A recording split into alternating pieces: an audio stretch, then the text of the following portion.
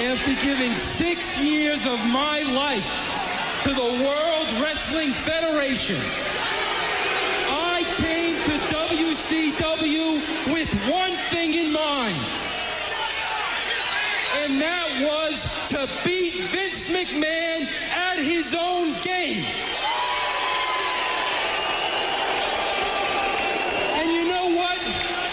Within a matter of weeks, the new blood in WCW were not only getting back in the game, they were changing the game.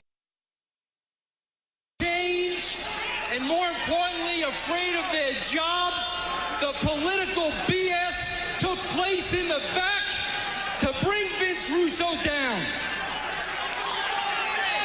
And you scum at home know who you are because you're watching me now. But you know what? That's all over now. It's done. And Vince Russo is back in charge again. Hit my music! Sierra Hotel, India, Echo, Lima, Delta, Shield. You are now listening to the SMC Wrestling Podcast with your boys, the Smart, Caleb Baldwin, the Mark, Carl Irvin, and the Contrarian, Rance Morris. Believe in the pod. What's going on, everybody? Welcome to the newest edition of the SMC Wrestling Podcast. It's your boy Rance, aka Ray Cash. We are coming with something a little different for you today. We have decided to bring in a guest. Before I introduce our guest to our humble abode, gentlemen, how you doing? I am doing amazing. The last 2 hours have been wonderful. Thank you for that. Carl. Yeah. I'm doing good, man. Brain's a little fried. I don't know. I'm a 30-year-old in college, so, you know, life choices have made me in this situation. So, yeah, I'm fine, all things considered. Well, before we get into some context about what we're going to do tonight, let's introduce our guest. If you follow Lords of Pain, if you've been a part of the Collins Forum for pretty much any part of the past, I'd say 5 to 8 years, you know this young man. He's one of the best graphics guys on the internet, and he has some really interesting opinions on wrestling that make me seem normal. So I'd like to introduce my boy, a.k.a. Avery. What's going on, Tim? How you doing, man? Well, first, I wanted to thank you guys for having me on the show. And second of all, I am pretty pissed that you made me wait in the waiting room for the past 2 hours. You could have at least given me a cup of coffee. Well, you know, we got the little room temperature water. Actually, the air conditioner wasn't Tim, even on, you jerks. Tim, I want to clarify the onus on that fall on our producer, Hutch. He's a real piece of trash. So like, we're still I don't doing think Hutch. I can. We're still doing the Hutch thing. What do you mean? Hutch still works here, so yes, we're still doing Hutch. God damn it. Oh, man. Well, thanks for being on the podcast, my dude. So Thanks the for reason inviting. they keep talking about the past 2 hours, full disclosure, we went out almost a full hour, and I wasn't recording the podcast. So, yeah. So we had to drop back and punt, but we decided to come up with something better for you guys. The beauty of our I'm going to juggle. That plays, yeah. We wanted to give you guys something that plays great on audio, and we know you love juggling. So Now, real quick, before Rance tells everybody what we're going to do. Caleb, let's just imagine for a second that your name was Conan or Eddie Guerrero, something like that. Oh boy!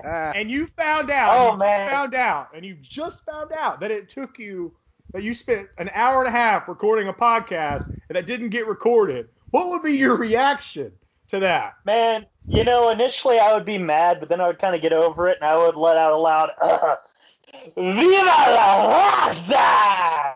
It never gets old.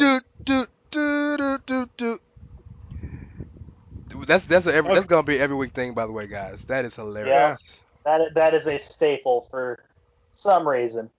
So the beauty of our podcast is we all have such differing opinions that can flip at any time. Well, my boy Tim kind of falls in that perspective, but Tim has an opinion on a certain gentleman that's probably more different than anybody I've ever met. So I mean, I'll even let you lead it in if you want to, Tim. I don't have to defend myself in this situation. I'll let you guys bring it up. I'll do it. Okay. It's interesting because you're going to find out as we go along where I stand on some of this stuff. But there is a controversial figure, maybe not so controversial these days. No, just as he thought- controversial now. I don't Just know. as He kind controversial of, to now. me, he reminds me of like the old man, like Gran Torino or something. Get off my lawn. He kind of reminds me of crazy Jim uncle, Cornette. yeah. They're like the antithesis of each other, I guess. But anyways, his name is Vince Russo, and I'm sure most of you listening know who the hell we're talking about. Yeah, bro. Vince Russo is. You can say a lot of things about Vince Russo, Bro. You could say he destroyed WCW if you want to. You could say it. Bro. You could say that he is the reason for so many amazing historical angles that we all loved in the Attitude Era of WWF. Bro. Okay, let's just go ahead and end the podcast there. You can say a lot of things. There is one you left off, and I want to kind of hit on it real quick. David Arquette, WCW champion. Right. I will never get over that. Or Vince Russo, WCW champion. But that's because, Caleb, that's because in the hour that we lost of this podcast, we've already established that you think the world title is a legit thing. All right, so what we're going to do... Not look a meaningless prop either, so hey. But we can discuss this further. Yeah, we'll get into it. So, first of all, I'm going to I know Tim's going to have a little bit to say about this, so I want to hear from Rance, because Rance is one of our more, when you talk about wrestling or modern day wrestling, WWE mostly, Rance is our guy who typically pretty much enjoys all of it. I'm a Caleb wrestling nerd, yeah. Right. Caleb isn't that way. Tim doesn't watch much wrestling at all. Caleb is back and forth. I'm back and forth on things. So Rance, even though we call him the contrarian, he's really the mark on this show. He's the biggest mark. Absolutely. So, yeah, the beauty of the name of the podcast and the letters associated is that all three can apply to all three of us. And I just wanted to, reiterate that point further. But that's, yeah, I would say that's true. Yeah. So with that in mind, I just want to get Rance's thoughts on Vince Russo, because I know we're all going to have a lot to say about it. But Rance would typically be someone you would think might defend this, because he is a WWF fan. I know you watched during the Attitude Era. Yeah. So what do you think? Let's talk about it. Talk about Vince Russo for me. Just talk about him. Well, a little context. I started watching wrestling in '96. I was a WCW fan. I didn't really get truly into WWE or WWF until Tyson came. Tyson and Austin. My grandpa was a big Tyson fan, so that was kind of the catalyst for us to kind of transfer over. In fact, WrestleMania 14 was my first pay-per-view that we bought for WWE. So I've probably never missed more than 3 Raws in a row. So at the time I used to buy every pay-per-view, WWE and WCW. I was a spoiled ass kid. So I got a chance to really get a good scope of all of Vince Russo's work in WWF and WCW. And the guy, without him, we wouldn't have so much of the transition of the foundation we have today. He created a whole bunch of things. He not created, but popularized. He made it popular for quick title reigns and random title changes. He made it popular for the shock TV and the swearing. He made it popular for the on the WWE's end, not so much the ECW style, adult storyline, but the WWF adult storyline that they were doing. He was behind a lot of that, which wrestling will never be higher than that period.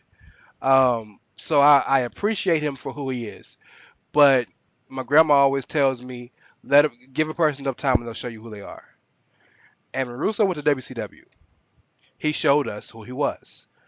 I think the beauty of Russo, one of my gifts as a human being, one of my gifts that I have is I'm a great idea person. These two will tell you. I'm great with coming up with ideas. I'm great with coming up how I think the idea should go. I'm great with all of that. But when it comes to execution, I might not be the best at it. Sometimes you need a sounding board to listen to your ideas, to filter them, to say, okay, well, that part is good, but the rest of that shit, we can't do that. And that helps me with these guys. That's what Vince McMahon was to Russo. Russo came up with all the ideas, and McMahon said, okay, well, that'll work, that won't, that will, that won't. When Russo got to WCW, Homeboy basically was just like, do what you want. And then you end up with San Francisco 49er on a pole match. Judy Bagwell on a forklift match. You know? So Right. and again, I watched WCW until the very last episode. Because remember, I started off as a WCW fan. In fact, the very first wrestling I ever watched was mostly Houston wrestling with guys like Flair and DiBiase, and Dick Murdoch, and guys who at the time were WCW people. So WCW always had a place in my heart. So I went down with the ship like they did. But my problem with Russo personally is that Russo seems to have this idea, and I don't know him, I've never met him.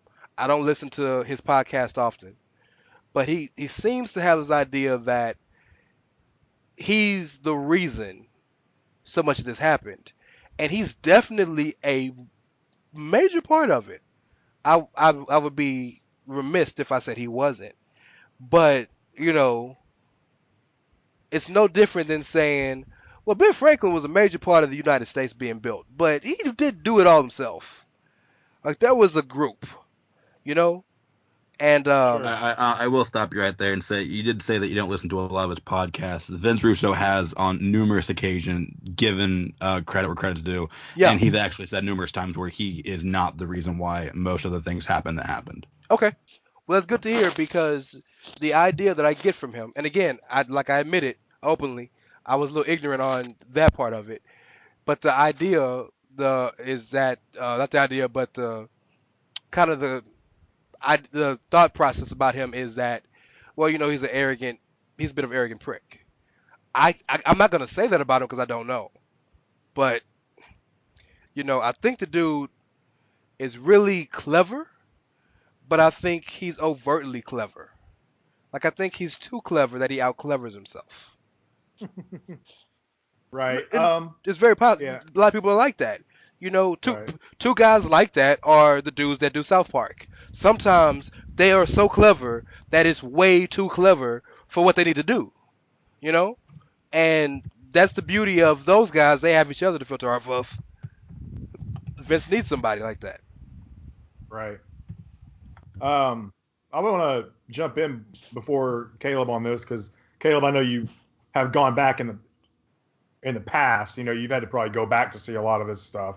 But I did see some of this unfold in real time. I'm actually a lot like Rance in the regard that I watched WCW first. And so I also kind of went down with that ship. All the shit that went down, the turning point, whenever you want to say what their turning point was, really to me, their turning point was just too much money being hemorrhaged, honestly, more than anything. The thing I will say about Vince Russo, there's no doubt that Vince Russo is responsible for a lot of incredible things that happened on WWF programming during the Attitude Era. There's absolutely no doubt. And anybody that says otherwise has lost their fucking mind, and they're living in the echo chamber of, I just hate Vince Russo, and so does everyone around me, right?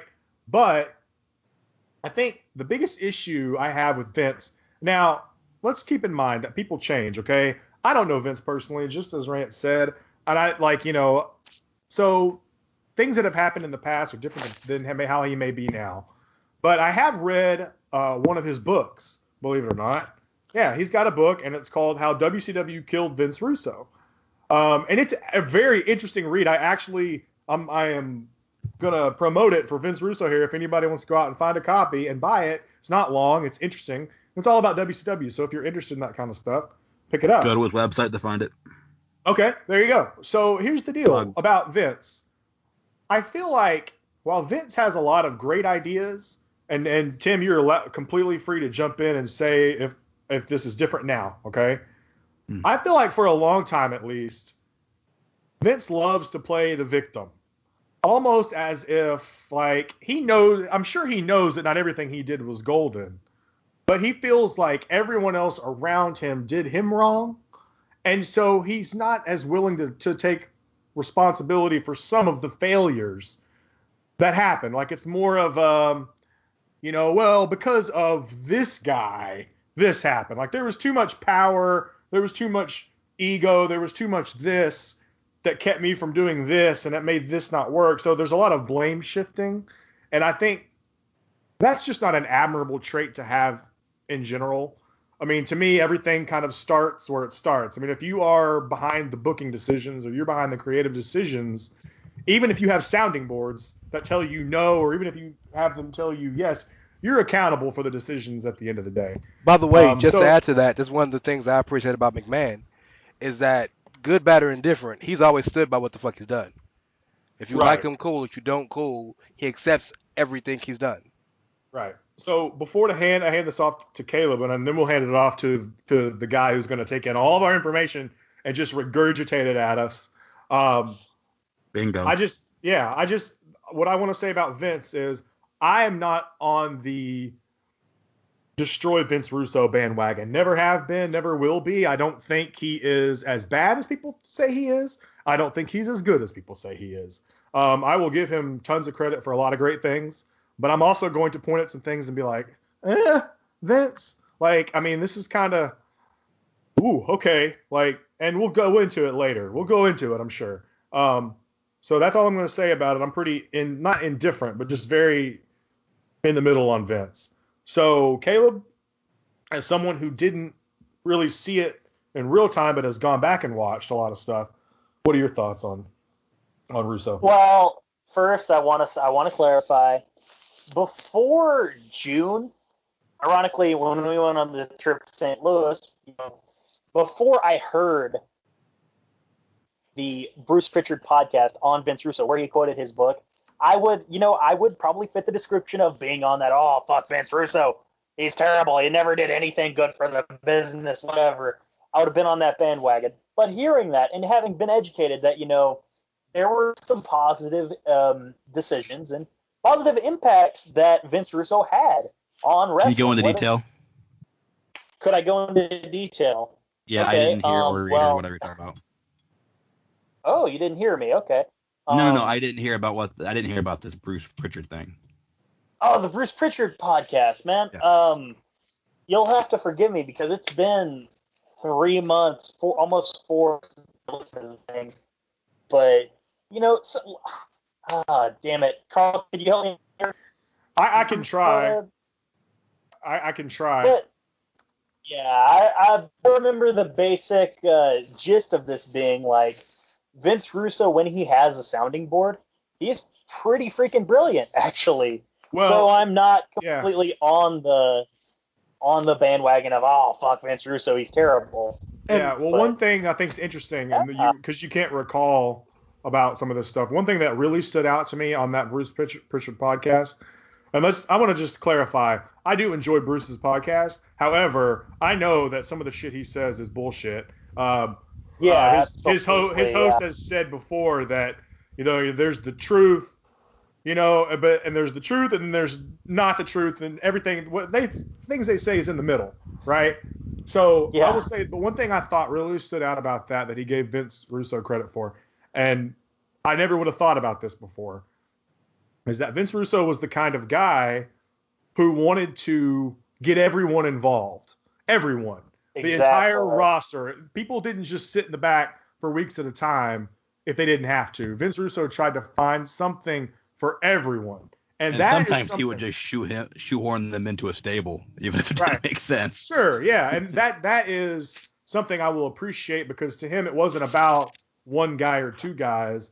It was about hoping that everyone was enjoying the entire show. Yeah. They weren't tuning in for just one part. They were tuning in for everything. So I can appreciate that, and that's one thing that he really touched on. Tim, you're wanting some detail. I think that was my biggest takeaway from that podcast, is that Vince was the kind of guy who wanted everyone to have a role to play.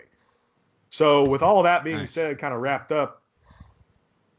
Yeah, and Tim, please forgive me. I've listened to a lot of podcasts since then. Like I listened to you're fine. I don't listen to very many at all. Oh, okay. I get you. All right, so was that it? Was that your take on Russo? That's really about it, man. That's the beginning, yeah. Okay. So you want me to feed in? You guys go from there as well. Yeah, might as well. Yeah, that's sure. Yeah. So first of all, something we said off recording is the whole why are they giving away free matches on pay-per-view or on free TV? Sorry, big matches on free TV. Okay, but they used to do that every week on the Attitude Era. Absolutely. When Vince Russo wrote, and that was their highest rated television show.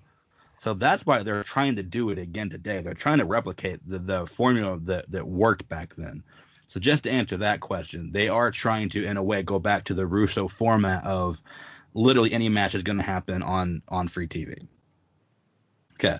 So as far as the filter thing goes, because I've heard this argument a lot. So my question would be, who is filtering, who is Vince filtering during the Triple H raping a mannequin? Or the Mae Young having a hand, or a lot of the recent shit that's even happened. Has Vince McMahon been filtering that too? Well, but I think to that point, the bigger point is no one person should be booking the show, because just if we're gonna sit here and talk about Russo and say, well, Russo has good ideas but needs to be filtered, so does McMahon. You know, so did Pritchard, so did Cornette. So did anybody who was around in those days that had anything to do with booking. It needed to be a group. You know, maybe not what it is today, but it needed to be 2, 3, 4 guys. Because one person having that kind of autonomy is gonna have stuff like a hand being born, or Mark Henry fucking with a tranny, or or shit like that. And that's a possibility, but it's also a possibility that when you have 500 ideas, 10 of them are gonna stink. Well, more than 10 gonna stay if you have 500, but yes, you're right. But what I'm saying is people can, they can by hand name off a lot of Vince Russo's bad storylines, but he wrote thousands. Some of them are going to stink. You know what I'm saying? That's fair. So saying that it was because he had a filter the other times, well, that's not. That's a theory. Both are theories. But anyway, okay, so here's my question to you guys. For those of you who think that maybe Vince Russo wasn't a good writer outside of the WWE, can I ask you who is a good writer outside of the WWE? Paul Heyman. Anybody? There's 3 people. Anybody else? One thing I will say about this, and I think it kind of goes to show how polarizing and really how successful Vince Russo is it's hard for me to name a lot of writers, period. A lot of the ones that I know of are the ones who basically jerk themselves off all the time, like a Jim Cornette or someone like that. Yeah. So outside of WWE or WCW for that matter, I don't watch a ton of shit outside of that. So it's hard for me to name any writers. And maybe if you wanted to say, I'm pretty sure Eric Bischoff was writing for WCW for a little while, making booking decisions. I could be wrong about that. He booked, I would, if that counts in that context, I would say he is another name. Of course, that's not WWE, right? I mean, I would say that Bischoff was someone who was a great mind as well. There are a lot of great minds. I'll take Russo over Bischoff. Yeah. I would agree with that. I wish I could name off, probably to Tim's point, I wish I could name off the guy who was writing TNA in like 2012 to 2013. Because for me in particular, that's Dutch Mantel. It's probably Dutch, yeah. It was probably Dutch, yeah. Because I really enjoyed that stretch of TNA. And then add another guy who I enjoy personally, Dave Lagana. I really enjoy that guy. Yes, Lagana, yeah. And Gabe Spolsky, he was. What did he write? What did Lagana write? Lagana Spolsky did beginning Ring of Honor with the Pure Championship and the Punk reign and the Joe reign and the Aries reign, and then Lagana did after that, and Lagana started doing some of Evolve and some of the other stuff with Spolsky. So, both of those guys are kind of like them two guys who wrote most of the indies that have television. Right. So I mean, I like Paul Heyman too. I like Paul Heyman as a writer. I thought SmackDown was really good under his wing. well, not just that, but ECW was really good because, and again, I don't want to romanticize ECW anymore than we've already romanticized it in history. But for the dude to do what he did with literally nothing, and with no offense to the guys, I don't want to disrespect any wrestler who's out there, but with basically guys who would be jobbers in most other companies. And were. Quite frankly, I didn't want to disrespect them that way, but yeah, quite frankly, they were. He made these guys larger than life, and they had compelling. I mean, still to this day, the Raven Sandman story, where he basically took his son from him, is still one of the best stories I've ever seen done in wrestling. You know what I mean? So yeah, Heyman is a genius. Sandman and Tommy Dreamer. Yeah, as well. That was good. Yeah. Or who blinded Sandman, where he sat at home for like 2 months? It was Tommy Dreamer. Was it Dreamer? Yeah. Mm-hmm. Yeah. So the stories, man. So we all have like subjectively who's our favorite writers. I mean, there's a lot of some pretty good writers, but here's something that could be mind blowing for you. There's only one objectively good writer, and that's Vince Russo. And I say that objectively because of the numbers. The numbers don't lie. Highest ratings of any writer, highest market of any writer, highest endorsements of any writer, and longest employed of any writer. Okay, so when a lot of people are like, they want to name off their favorite writers, and they're all really good writers, but none of them have been a proven success. None of them except Vince Russo. And I mean that in every business he worked for. In WWE, had the highest ratings of any wrestling promotion ever. In WCW, he also raised them up 1.5. And in TNA, had raised them up 0.5. And it kept going through 2 months after he was fired.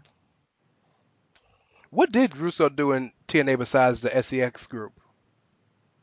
He was there through multiple different eras, actually. It was that's SEX right, because he was there not like 2 years ago. Yeah, you're right.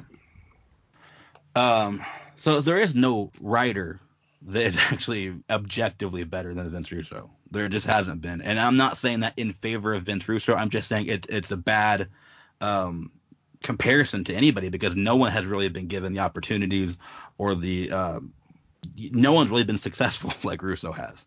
So it's a horrible comparison, and people have their favorites, but there is nobody objectively better than Vince Russo. There just isn't.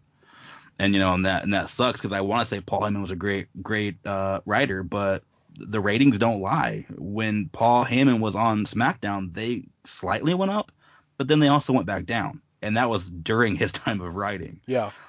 So that sucks. But and there's also the people that say that, like to I think it was Carl's point, that you've heard a lot of people, kind of say that I'm sorry, it was Ray. Your point was that he's had a lot of bad things said about him. You find out the truth about him, so on and so forth. The thing is, though, that and we're going back to his podcast here, he's invited a lot of those people onto his podcast because he's saying what they're saying is not true. And he has witnesses that are saying that what they're saying is not true. And he's invited them onto his podcast to get it all out in the open. And they have all publicly refused with no given excuse as to why they won't do it. What do you think so many people hate to do it? I'm not talking about fans. I'm talking about like former wrestlers or former writers or people in the business. Because Carl was on point. He's constantly on the defensive. He constantly feels like everybody has to know his truth always. Okay. And so people are constantly, gunning for him. But when you're on the defensive, people are going to be constantly, going after you. It's giving just you a reason to be defensive. Yeah. Yeah. So that's what it is. You're on the defensive a lot because you're being attacked a lot, and you're being attacked a lot because you're on the defensive. But there are people like Cornette who are just louder, have a bigger fan base. Yeah. And when they say that Vince Russo is the scourge of all, humanity, they're going to believe that, even though there have been several wrestlers on the TNA roster who have gone on record as saying that Vince McMahon is not the devil everybody says he is. Vince Russo. The people that don't, is that what I said? You said McMahon, but yeah. Oh shit, Russo, yeah. Or both could be true. I don't know. But there are people that are saying that Russo's not nearly as bad as everybody says he is. And what's really funny is the main people that don't like Russo are other writers. Yeah, that's a good point. Yeah, and there could be definitely a hint of jealousy there that they weren't able to come up with some of the things that he was. I mean, you're talking about, you're talking about the Austin stuff, the Austin McMahon stuff at a time, the Attitude Era in general, and how popular it was, knowing that Russo was at the crux of most of that time period.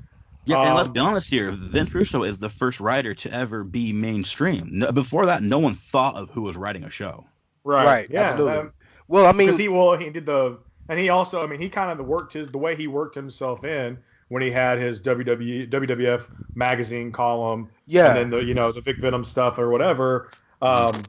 It was an interesting rise for him, I think. So he had that ability to get his face out front prior. But you also got to remember the time period. We didn't know that Vince owned the company, right? Right. And that came out about the time when Russo was probably ascending to lead writer.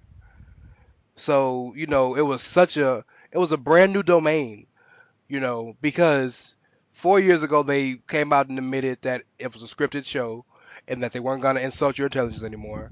Then they came out and Bret Hart was the guy to kind of lead them to the new era of, well, we know Vince is really over the company, and and then they started the one angle I remember that really showed me as a kid at that time that they're really serious about letting us know how real it was, is when Undertaker became the Lord of Darkness, and he started going after Stephanie, and he burned the bear.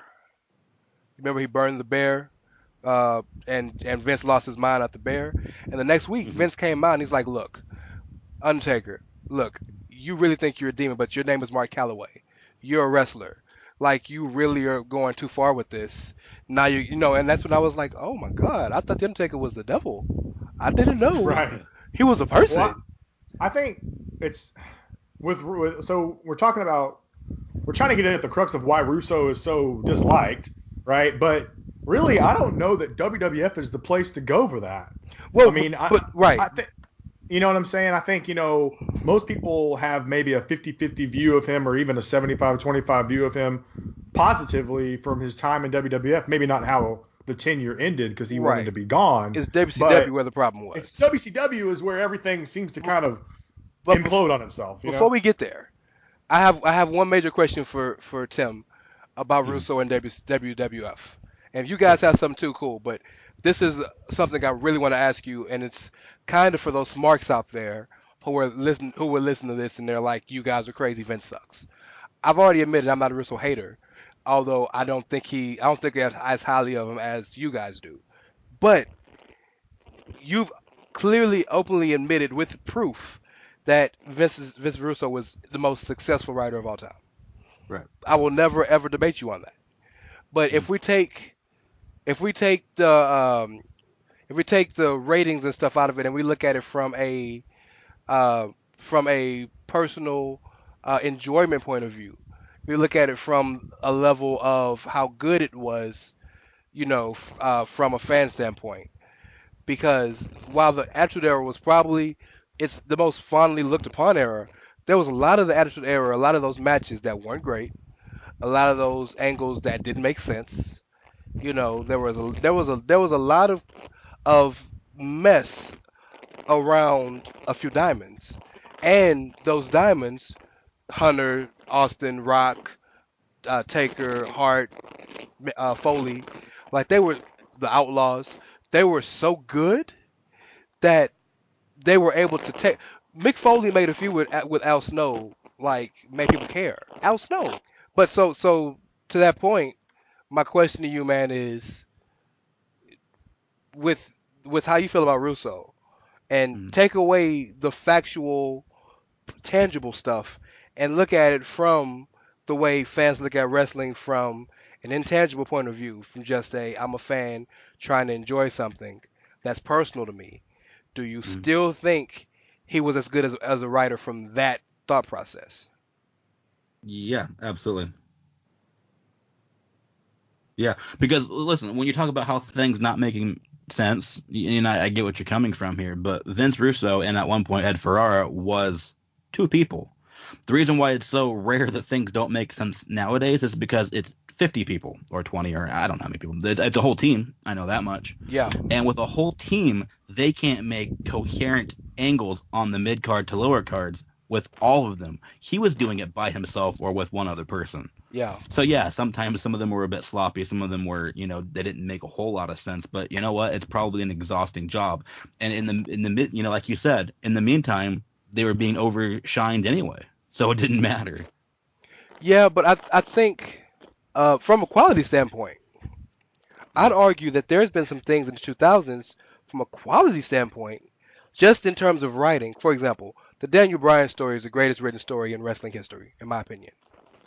Even if some of it was by accident, I don't believe it was. I believe it was all scripted. But even if some of it was by accident, it's the best written story in history, wrestling history, in my opinion. Sans Hogan and Savage and Elizabeth, but like that's great. Vince Russo never did anything that great to me. So, and I'm and that's and I know it's one storyline. I'm not trying to dissect storyline for storyline. I'm just saying I think Vince Russo.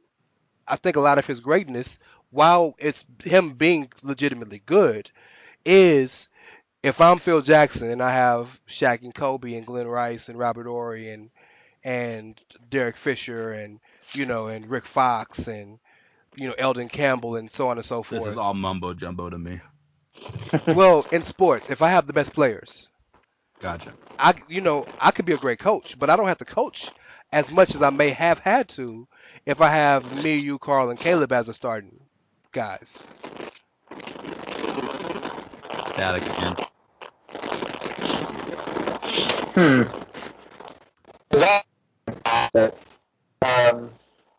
Rance, you might try that again.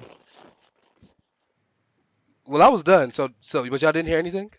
No, I heard all that. I heard you.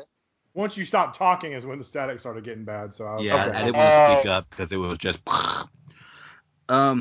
Yeah, no, I mean I see your point, but it doesn't really take away from the fact that most of what he did was phenomenal. I mean, his Daniel Bryan was stone cold, and beyond that was The Rock. So. Yeah, but I'm not talking about. Maybe it's just the way I dissect wrestling, because I have the ability of discernment. I can discern, things even if I don't want to. So I can look at wrestling that I hated and look at, okay, well, what was the positives and negatives, stuff like that. So I can look at something like Austin storyline. Let's throw Austin Rock WrestleMania 17, him turning heel. I can look at that storyline and I can discern whether I liked it or not. I can discern, well, it was really cleverly written because of the nuance and the this and that, And I don't think Russo had so much like such a dearth, if you will, of just beautifully written work as much as he did. Everybody got something to do. Everybody's interesting. Everybody has a point. Like that if anything else, if there's anything that we can give to him, that's probably the greatest takeaway he'll ever have as a writer, is that no other writer in history has given everybody something to do on the roster. Like that's better to me than having 8s and 9s and 10s. Yeah. Because you're doing your job. Right? Yeah, hey, if you can make X-Pac interesting, then you've got a good job. X-Pac was one of the most over guys in the company. You're absolutely Steve right. Blackman. Yeah. X-Pac was over, and X-Pac's theme when he was an X Factor was amazing. God so ignore that. Ignore that part. Hey, I like Uncle Cracker. Oh yeah, Jesus Christ! God. Yes. Oh my God. Okay, all right. He's a good man after all. I want to touch on something real here and see what you think about this, Tim. Mm-hmm. And now, please do not take what I'm about to say as a true comparison, okay? Because I am not comparing Vince Russo to this human being. I just use it in this frame, okay? Hitler. Oh. Yeah, well, okay. So you think about like all the good people do and we credit them for the good, right? We say, okay, man, they did all these great things.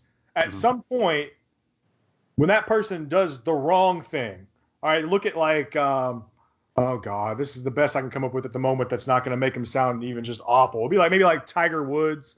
Like Tiger Woods, one of the greatest golfers of all time, absolutely incredible. He transcended the sport. But then the last 5-6 years of his career, it went from cheating on his wife to back problems to prescription drugs to DUIs to not even really being any good anymore. And it doesn't take away what he's done, but we start to lose. When you think about Tiger Woods, we start thinking, well, is his legacy still all the things he's done, or is his legacy now? Okay. So you're saying, so WWE was his legacy, and then you're saying TNA, WCW is where he went off astray, right? I'm saying, is that what you think is the problem here? Like, do we think that at some point we just can't give Vince any more rope? Because okay. So here's the thing. I didn't want to get into this yet, and we had already put this on hold. But the whole WCW TNA thing, okay. He was known for writing some just pretty terrible stuff there, and I don't think, in fact, he's even accepted that.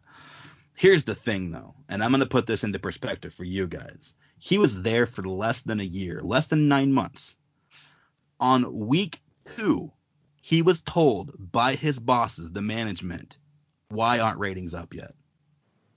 So what he did, the terrible booking that he did, the shock crash TV that he did, the David Arquette, the Tank Abbott, the turning Goldberg heel, he did it to gain as much ratings as he possibly could in the smallest amount of time as he possibly could. They were not good ideas. They were interesting ideas, and if given enough time, could have been good ideas. But he wasn't. And his salary was based off of those ratings. So it wasn't like he could just be like, well, I like my job, I'm going to take my time.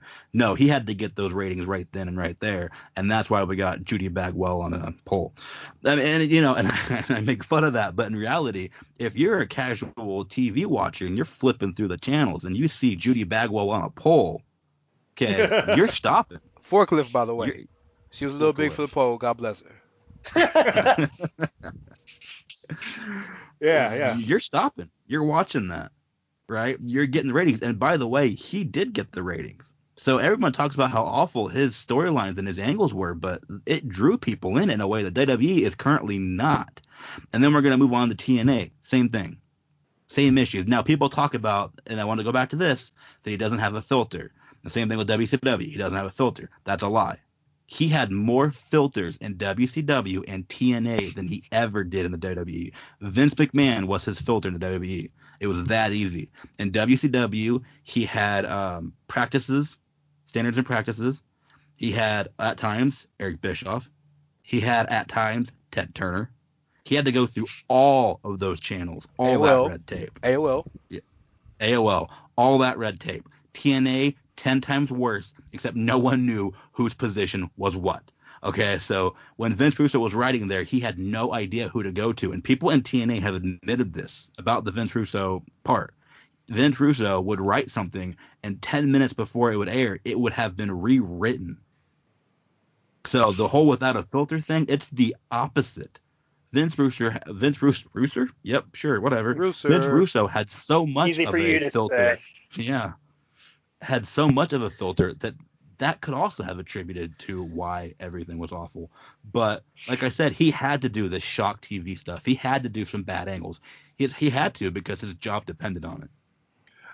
I'm not one of the guys that had a problem with the Arquette thing. I appreciated the Arquette thing because, to your point, I didn't know about the you got to get ratings in this time and you're fired thing.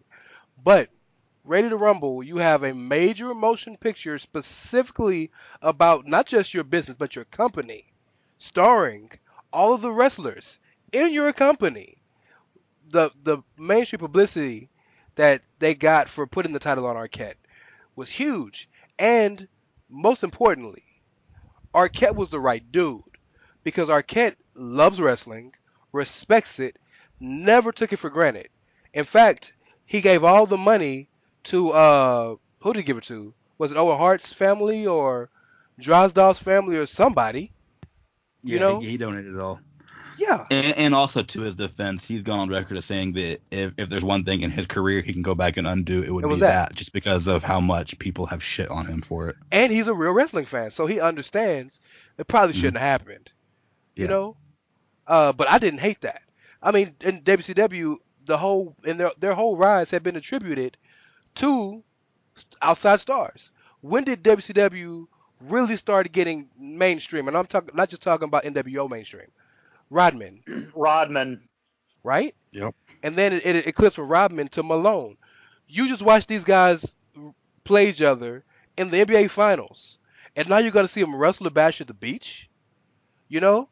So and how can Rodman hit DDP with his move when he was just jobbing a week before? How is that believable? Yeah, he shouldn't have been a world champion. He does not do arm drag. So I'm with you on that. But I mean, so then so what are your thoughts on the whole shoot thing with Hogan at Bash at the Beach? I mean, it's all they've all already gone on record as saying almost 90% of it was a work. Only they differ on which part of it was the shoot. Vince Russo says that almost none of it was a shoot. Hogan says that he was supposed to come back months later and kind of contest the title win against whoever's world champion at that time, and that it was a violation of his contract that they weren't going to bring him back at all, so on and so forth. And then Eric Bischoff has his whatever he's lying about today. Well, Bischoff kisses Hogan's ass, so whatever Hogan says, Bischoff says. Most likely, yeah. And so there's three different stories going on, but the basic idea is that the entire thing was a work. It was just such a good work that it's like today's John Cena and Roman Reigns. It's such a good work. People are like, well, wait a second, where's the line really drawn at? Well, I got to disagree with you on that. Just if we can kind of be current for a moment. I don't think people like Cena and Roman because they think it's their word is a shoot. I think they like it because they hate Roman so much that any time somebody says to him what they believe, they want to pop for that. Caleb, what they believe is true. Yeah, and that's exactly what Cena did. But yeah, you're right. Just full disclosure, we're doing this on Skype, so we've got video, and I just see Caleb shaking his fucking head, and so and doing the 50-50 sign. I got to hear what he has to say on some of this stuff. He hasn't said much in a while, so go ahead. Okay, as far as specifically the Cena and Reigns thing, just a quick aside. I feel like they're going way, way too far inside baseball on this one. And also, another thing, whoever is writing these promos for Roman, unless they are trying to make him look like an idiot who only spews fake news, it's terrible. Mm-hmm. Disagree again. If the end game is to build up Roman over Cena, they're failing miserably. I disagree again. I disagree again. Ooh. I disagree again. First and foremost, Roman won promo 2. That's only because in scripted format, John Cena backed it down. It wasn't because anything Roman said was interesting. Exactly. That's why he won it. The point of these two guys is, and even if you listen to what Roman's been saying is, you talk, and you spin and you spin and you spin. I'm here every week wrestling my ass off, having great matches. So the whole point of his second promo was, you talk. I'm right here, do something. Cena back down. Rance, let me ask you a question real quick. Yes, sir. In the scope of kayfabe, what does having great matches do for a wrestler? You tell me, you're the smart. Because the only reason it's only relevant because of smarks. It's only relevant because people feel like that 2000 to 2002 group, once WCW died, and there was no viable second option, and Ring of Honor rose, and you started getting guys like Austin Aries and CM Punk and Bryan Danielson and Samoa Joe, and these guys who Homicide, and these guys who can really, really go from a different perspective than what we're used to on the mainstreams. Fans gravitated to that so much because they wanted an option that they began to think that was what the option's supposed to be.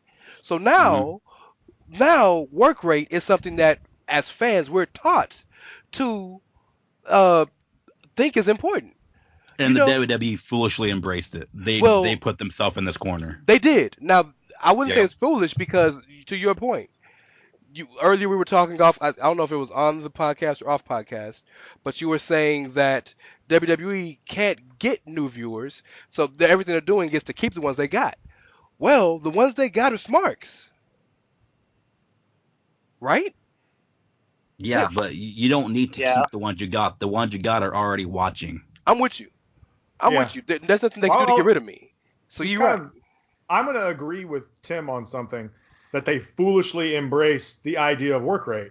I completely agree with that. And I'll tell you why, because if you go back through, it seems like the annals of time, barring some maybe like a Ric Flair, like most of the biggest stars they've ever fucking had were not exactly mediocre work rate guys. Yeah. You talk like you can say Steve Austin prior to the neck injury was an outstanding ring guy, but once the neck, he wasn't Stone Cold.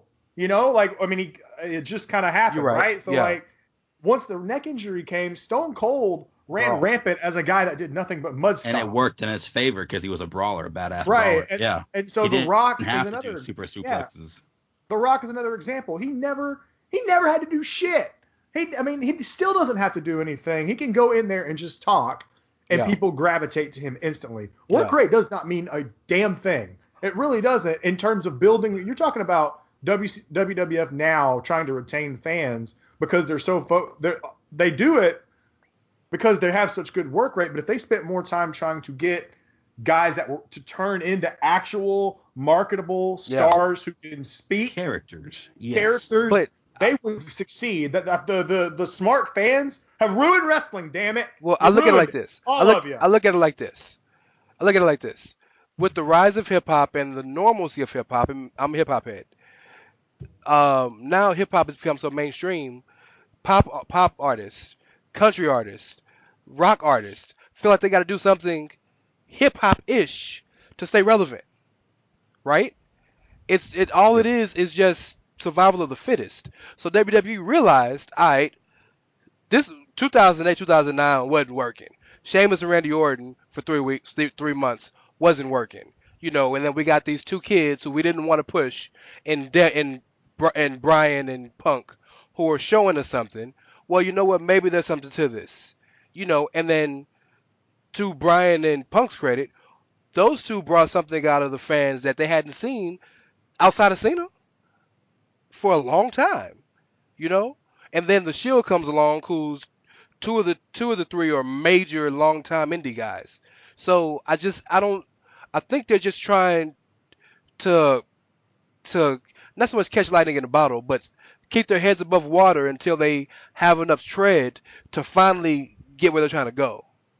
The thing is with the indie wrestlers being just good workers, they're not making any money. The indie scene's dying. It's not sellable. The WWE is a business. They need characters, but they've been caving into this work rate thing, and so far ratings have stayed the same, if not dipped down. Yeah. Because what they're wanting is more. And don't get me wrong, Sami Zayn, Kevin Owens, AJ, name some others. AJ could be AJ. Well, AJ's different because I feel like he does have a character. Okay, but like Kevin Owens, Sami Zayn, they could be phenomenal stars. I don't know. They could be phenomenal stars, but we're never going to know because they don't have characters. That's fair. And they're never going to sell any money, so they keep catering to these wrestlers that will retain all the current wrestling fans, but they're not bringing in new ones. And all the current wrestling fans are going to watch no matter what shit you give them. So you might as well start getting characters back out and bringing in Caleb. What? I didn't. I didn't have anything to say on this subject really. Although actually, yeah, I do. And Rance kind of hit on it too. You know, there is, you know, work rate isn't necessarily the most important thing out there, but you know, at the same time, John Laurinaitis also tried, hey, let's sign every big, tall, muscular guy that we can, and wrestling's just gonna take off again. And like 2004 to 2009 or whenever it was. And big, tall, strong guys aren't gimmicks. That's not a gimmick. No, that's true. That's true. Unless you're Braun Strowman. Yeah, that's fair. I did have a question regarding Vince Russo. Personally, for you, I'm of no opinion on this because again, you know, when it was going on, I was so young, I wasn't watching. there have been allegations and rumors and such that Russo oftentimes would actually steal ideas and concepts from ECW. I'm curious, what you have to say about that. All I know is that from Vince Russo's standpoint, he would even tell you he maybe caught one episode of ECW his entire span. He was too busy writing not just one, but after a while, 2 shows, Raw and SmackDown, plus the pay-per-views, to have sat down and watched another show's weekly show. As far as other than that, there's nothing wrong with stealing or borrowing anybody else's ideas. The NWO was stolen. Yep. DX was stolen. Cruiserweights. The Summer of Punk was stolen by Punk himself. Cruiserweight. Cruiserweights, Yes. Absolutely, the Cruiserweight, yeah, and they're failing, by the way, right now. No, I'm talking about 205. the original sorry. Cruiserweights. Yeah, they were stolen. Yeah, absolutely. ECW was doing it, and then they signed them all. Yep, And absolutely. said 8 o'clock hour, you guys gonna go out there and just wrestle. There's no original idea under the sun in wrestling. I mean, something's going to be an interpretation of something. So It's more of an idea of That's how you fair, can yeah. improve on that idea. Yeah. Like WCW took the cruiserweights and made it better, right? I mean, that would be my opinion at least. I wouldn't say made it better, just made it on a more popular platform. Exactly. They made it more accessible, yeah. Yeah, ECW had stories with their cruiserweights. Even though Ray and Psychosis wrestled each other like every fucking week, but they've been doing that since Mexico. And Hoovy the Juice, baby. Hey, I love the Juice. Hoovy. And it's also, by the way, and I don't know what you guys feel about this, but Vince Russo also did the Filthy Animals, which is by far and large one of my favorite stables ever, especially when they included disco. God. Yo, let me speak on this. How underrated is this DISQO? Like, I love disco, dog.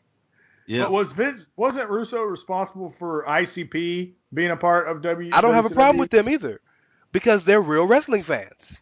And also, IWC came in twice, and only once was under the Russo thing. And Russo tried grouping them with Raven and Vampiro, and it didn't. Something fell through. So in the end, no, it wasn't Vince Russo. Well, that's good, because ICP is fuck ICP. It was the Dark Carnival, yeah. On the Nitro that we watched back when, what was it that they did? Someone got DDT'd on a car or some shit. No, it was who's the skinny fucker from ICP? What's his name? Do you guys know? Shaggy Too Dope. Sure, why not? Yeah. Shaggy Too Dope I believe he was wrestling Mike Awesome. I think if I recall, we did was we watched a random episode of WCW. Or no, I take that back. We watched the night Vince Russo won the WCW title. Mm-hmm. We watched that episode and compared it to the same episode of Raw, basically. And it is miles world apart. But with ICP, Shaggy Too Dope, Jesus Christ, I can't believe I just said that. Shaggy Too Dope gets power bombed on a bus by Mike Awesome. Well, he was that 70s guy. And slid off. And he slid the fuck Yeah, off. he Mike slid Awesome off, saved yeah. his life. Yeah. Fantastic. Good TV. Also, you can't write that. You I- just can't write that. Can I give credit? Can I give credit to one Russo thing in WCW I loved? You remember when Lance Storm was one of probably the best things of that WCW when he was winning all the titles and renaming them? Yeah, absolutely. You remember when they did, I think it was New Blood Rising in Vancouver? And it was Awesome versus Storm.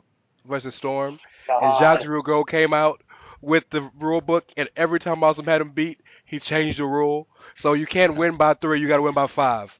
After 5, you got to come to... It was beautiful television. That's all Russo. I give him credit for that. That was hilarious. The Lance And there were Storm things that run is were bad in WCW that I wish could have been good, like the reincarnation of the NWO, injuries and bad contracts ruined that. The Kiss Demon? The Kiss Demon was not Russo. Okay, that was Bischoff? It was, yes. It was, Vince Russo actually loved the idea. And again, a contract issue ruined that as well. He actually just recently spoke on that on the podcast. Far be it from me, guys, to shit on a bunch of stuff that might have been garbage. Because to this day, I will be the first person to tell you that I love the finger poke of doom. I know that's not a Russo thing. I still love it. It's one of my favorite things ever because it pisses people off so much. The point of it was just good. The pure joy of the NWO jumping up and down on the ring and the ridiculousness of it is one of my favorite things in wrestling history, and it's considered to be like one of the things that totally put WCW in the dumpster. So you know. So that's one of those things. Oh, and in fact, onto the point of Kiss, I'm sorry, I didn't mean that. I just No, go ahead. It just popped in my head. Go ahead. On the point of the Kiss thing, Vince Russo was actually so against it that the Kiss Demon was contractually obligated to main event a pay-per-view for the world title. So in order to give him that contracted match, they had it like a week later on a very special Nitro co-main evented. I remember that, yeah. And of course he lost. I mean, in epic fashion. But that's how Yeah, it actually was. You would go on like fourth on cards and like special main events and stuff. And solid contract stuff there. Which Dale Tolborg, the guy who played him, was an okay talent. There's He's nothing a wrong really with okay that. talent, yeah. And he was committed. He was extremely committed. Yeah. To the finger poke of doom thing, I don't want to finger poke of doom. I don't want to stay on that too much because that's not really a Russo thing. But that's one of those things that really shows you that if you don't have a chance to have the follow up, you can't judge a moment, because the follow up of that was supposed to be, we got to give Goldberg something to do again. So we're gonna put the band back together and have him run through us and get the title back. But Goldberg, like a fucking idiot, decides to break the window and slash his fucking artery, and they have nobody to go against. So yeah, it was just bad timing. But that's not a bad gimmick. That's not a bad gimmick or a bad angle. It's just it didn't have the opportunity to really go through.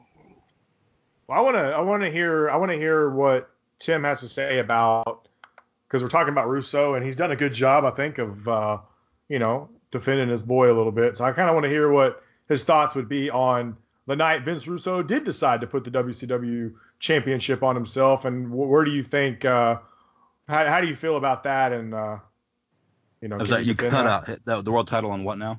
On himself. Oh, I didn't care for that. I don't care. He won by mistake. Like, he was speared out of the cage and it was shock absolutely. TV. That was it. Period. So, and I think he lost it the very next week or something like that. He vacated the very next the week was week, yeah. It was hilarious. Didn't he come out in like this caged vehicle with like a catcher's JP driving a catcher's mitt, yeah. Yes, it was hilarious. Yeah. It was good TV. People were like, it soiled the title. It's like, what?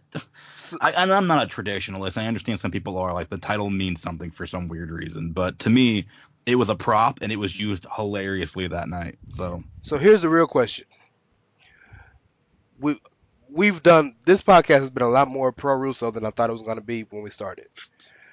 But my question for you, being the consummate Russo, I won't say apologist, but supporter, is, can you tell me some moments that you think Russo booked or wrote that were really bad? I mean, I think I already have the NWO reincarnation with the, what were they calling it? The Black and Silver, yeah. The 2000 or whatever. That was Yeah. bad. And I'm not sure how much of the Harrison brothers he had to do with anything. That was pretty bad. It's an H-boom! A lot of people like this, but Norman Smiley as the hardcore champion wasn't doing it for me. Loved it. Hilarious. Screaming Norman. Hilarious. Okay, well. Screaming Norman Smiley, yep. That was the junkyard battle for the hardcore title. That didn't do it for me. In fact, I heard a lot of people got very seriously injured. Fit almost died. Fit almost died. Yeah. Like, it exploded when he won. Like, Fit almost died. Oh, yeah, that's right. Yeah. He almost died, yeah. So, terrible idea. I mean, of course, that section of it wasn't his fault, but he wrote the thing to happen. So, I mean, terrible idea. No, honestly, I can't think of a whole lot of ideas where I just thought, man, this guy is a terrible writer. I've seen some, of his ideas fail and thought, well, at least he tried, and that's one of the reasons why I don't watch wrestling today, is because I'm just like, are they even trying?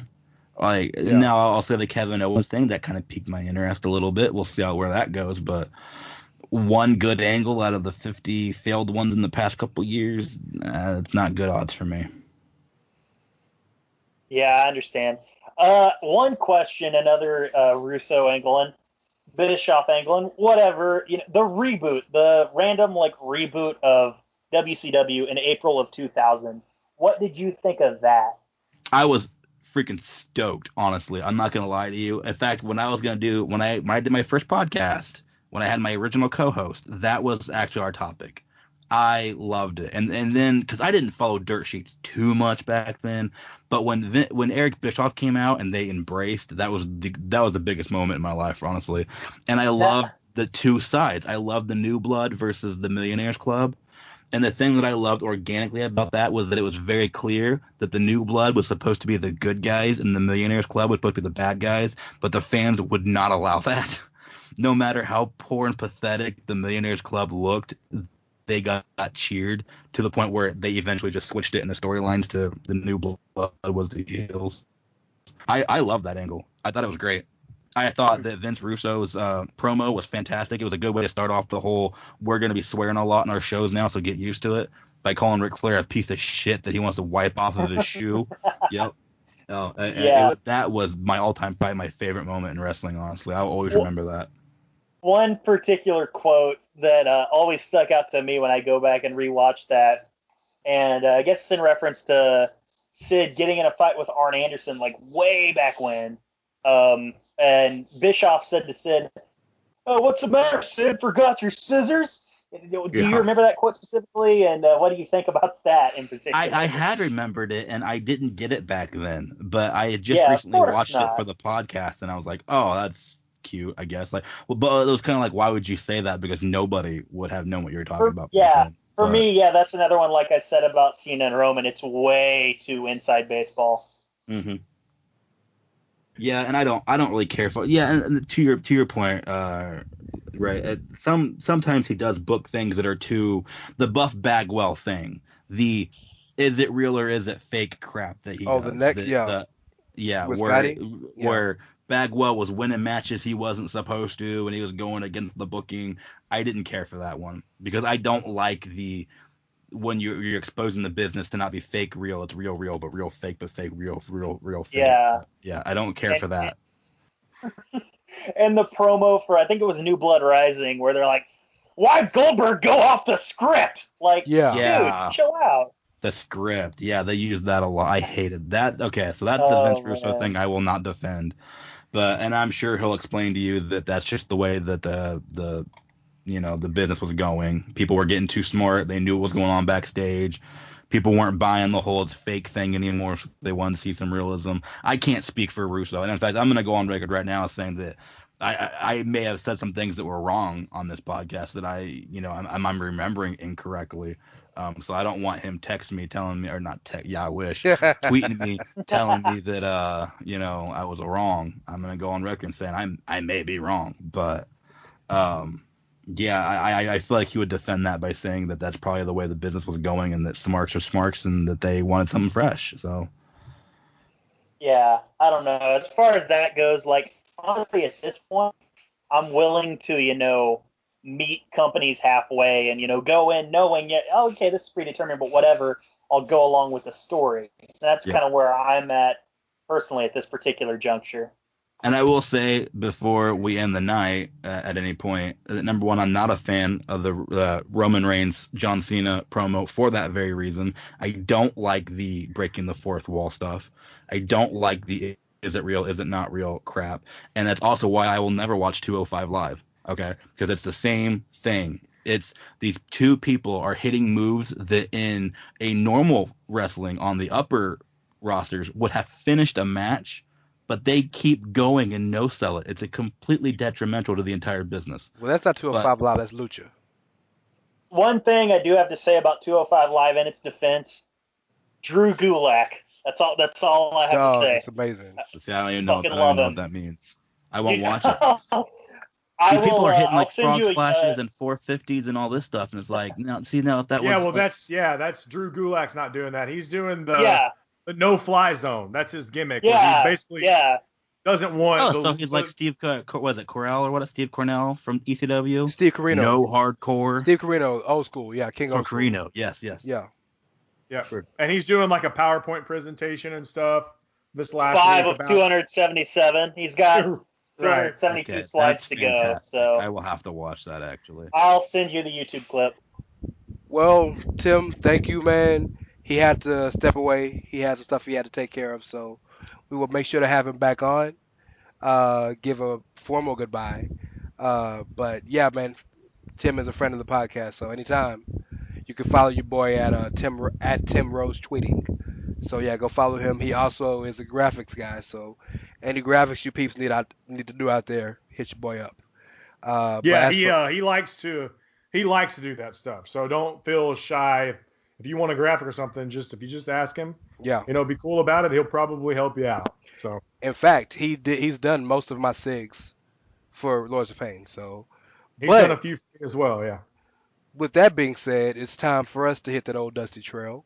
You can follow your boy. Yeah, we're country, so that means we got to go. Yep. So follow your boy at It's Ray Cash, REY as in Mysterio, CASH as in dollars. Follow the podcast at the SMC Podcast. Follow Social Suplex at Social Suplex. You can find us on iTunes, Podbean, any of them at Social Suplex Podcast Network. Every link is working now. We have tested, we have checked. Follow us, subscribe, leave comments, download. We thank you guys for all your support. We appreciate you listening. Gentlemen, go ahead. All right. Okay, so you know me. I am Caleb Baldwin. You can follow me I'm still getting used to this new handle, at SMC_CalB. I do want to say real quick, man, follow Tim, at Tim Rose Tweeting. He's a lot better than I expected. He's a kind of a sarcastic piece of garbage, but I suppose we all are. So that's good. Believe in the pod, and I'm gonna go hit that old dusty trail, daddy. That's supposed to be Dusty Roads, but it turned out kind of shitty. Yeah. So basically what all these guys just said, you've got all the Twitter handles, you've got all the shit to download, you know what to do, so just do it. Do it. As for me, I am being interrupted. I am Curvin SMC on Twitter. And as always, like Caleb had just said, make sure and believe in the pod, of course. And, we really do thank you guys for your support. And I hope you guys are enjoying it as much as we are. If you have any ideas or things you want us to talk about, always feel free to hit us up and let us know. And with all that being said, I guess I'll close it the way our buddy Caleb might close it. Goodbye and good night.